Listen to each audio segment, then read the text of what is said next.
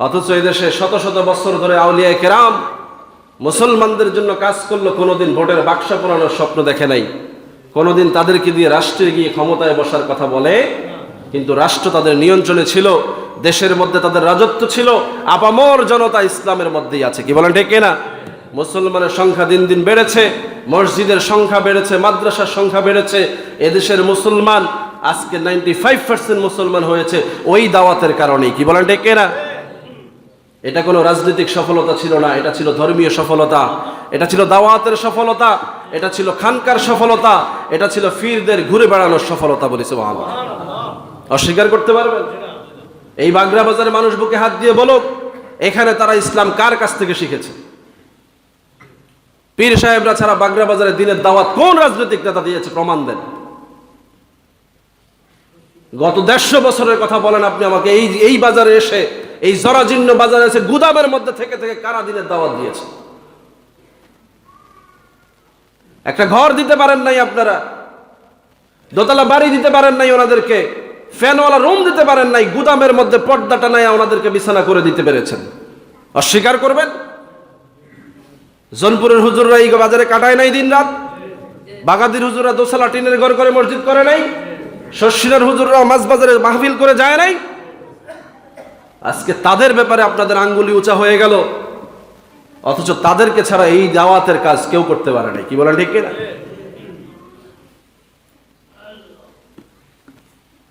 এটা কোনো জজবার কথা না, এটা বাস্তবতা। এটা কোনো বিরোধিতার কথা না, এটা বিবেকের কথা। এটা আল্লাহ এবং আল্লাহ রসুলের পথে নিজেদেরকে বাঁচিয়ে রাখার শেষ প্রচেষ্টা। আমরা অস্তিত্বহীন হলে এদেশের কোনো মুসলমান অস্তিত্বে থাকবে? এটাই সহজ কথা। নবীকে যারা অস্তিত্বহীন করে দিতে চেয়েছে তারা অস্তিত্বহীন হয়েছে, আর নবীকে যারা অস্তিত্বে রাখতে চেয়েছে তারাই সারা পৃথিবীতে অস্তিত্ব পেয়েছে। বলি সুবহানাল্লাহ। সেই স্বল্প সংখ্যক মুসলমানরা নবীকে আঁকড়ে ধরেছে, গোটা পৃথিবীতে আজকে ইসলাম চলে এসেছে। আর সেই দিন যারা ইসলামকে মিটিয়ে দিতে চেয়েছে তারাই পৃথিবী থেকে উচ্ছেদ হয়ে গেছে। কি বলেন ঠিক না? এই বাংলাদেশের মুসলমানরা যতদিন ওলামায়ে কেরাম, আউলিয়ায়ে কেরাম, ইমাম, খতিব, মুয়াজ্জিনদেরকে আঁকড়ে ধরে থাকবে ততদিন ইসলাম থাকবে। যখন এই জায়গাগুলো ছেড়ে দিয়ে রাজনৈতিক নেতাদের পিছনে ইসলাম খুঁজবে তখনই ইসলাম শেষ হয়ে যাবে। সোজা সাপটা কথা, আপনি আমার সাথে যতভাবেই লাগেন আমি এর বাইরে যেতে পারবো না। মিম্বর থেকে ইসলামের দাওয়াত হয়, এই দাওয়াতই ঘরে ঘরে পৌঁছে যায়। কি বলেন ঠিক না? রাজনৈতিক মঞ্চ থেকে যে দাওয়াত এসেছে সেখানে শুধু ফিতনাই হয়েছে, সেখানে মানুষ ঐক্যবদ্ধ হতে আমরা দেখি না। এজন্য আসেন, মসজিদে বসেন, মসজিদে বসে খেদমত করেন, আপনাদের পক্ষে আমরাও আছি। মসজিদ থেকে দিনের দাওয়াত দেন, মিম্বরে বসে হক কথা বলেন, কোনো আপত্তি নাই। কিন্তু আমাদেরকে রাস্তায় নামাইয়া নিয়ে হক কথা বলার ডিলারি শিখাইয়েন না। এই ডিলারশিপ বাংলাদেশে না, ভারতে না, সৌদি আরবে না, রাসূলের মদিনাতেও কোনোদিন ছিল না। ওখানে মিম্বরের খেতাব ছিল, মিম্বরে দাঁড়িয়ে বক্তব্য ছিল, এখান থেকেই দিন ইসলামের প্রচার হয়েছে। কি বলেন ঠিক না? আজকে যারা মিম্বরকে ভিন্ন রূপ দিতে চাচ্ছেন, মসজিদকে যারা ভিন্ন রূপে নিয়ে সেই ইট পাথরের সংসদে বসাতে চাচ্ছেন, এটা নবীর সুন্নতের খেলাফ। নবী মসজিদে নববীকে মিম্বর বানিয়েছেন, সেখানেই সংসদ কায়েম করেছেন। কি বলেন ঠিক না? আর আজকে আপনারা মসজিদকে শূন্য করে এখান থেকে ম্যান্ডেট নিয়ে আপনারা সংসদে গিয়ে খেলাফত কায়েম করতে চাচ্ছেন, এটা কোন সুন্নাত? What is this?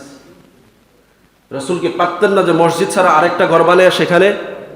পারতেন না? তা আপনারাই তো এই কথা বলছেন যে মসজিদ হবে দুনিয়ার সংসদ, আপনারা তো এই কথাই বলছেন যে মসজিদ থেকেই আইন চালু হবে। তাইলে মসজিদের মানুষকে বাইরে নেওয়ার অপচেষ্টা কেন?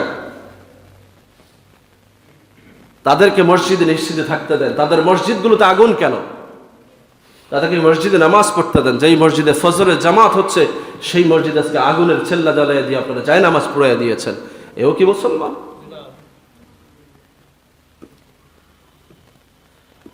মসজিদ পুড়িয়েছেন রাসূল মসজিদে জেরার, যেটা ইহুদিরা করেছে।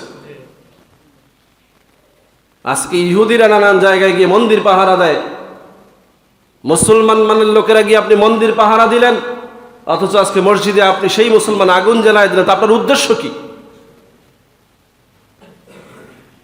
এই প্রশ্নের জবাব জাতি খুঁজবে কিনা? আমরাও খুঁজবো। হয়তো আমাদের খোঁজার জায়গা আপনাদের সামনে হবে না, কিন্তু আল্লাহর দরবারে আমাদের খোঁজার জায়গা ঠিকই আছে। কি বলেন ঠিক না?